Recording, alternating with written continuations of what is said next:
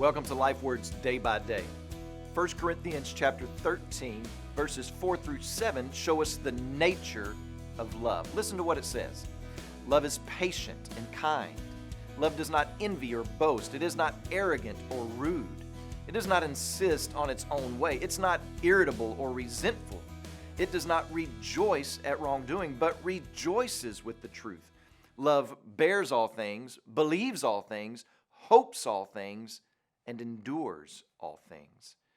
We most often hear this verse read at weddings, and usually the minister reads it in soft, airy tones. But I don't think that's the way Paul meant for it to be read. This is a corrective passage for the church, not a nostalgic, warm and fuzzy passage for lovebirds. And as we look at this description of love, we should notice a few key attributes of true biblical love. Love is not an abstract feeling. Love is certain types of actions on display that edify or that serve others. Patience, kindness, rejoicing, selflessness.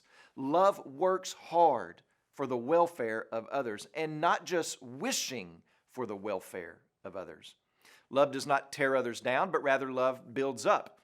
Notice that all of these qualities of love are relational qualities. They have to do with you being in a relationship with other people, with the people in your church and in your community.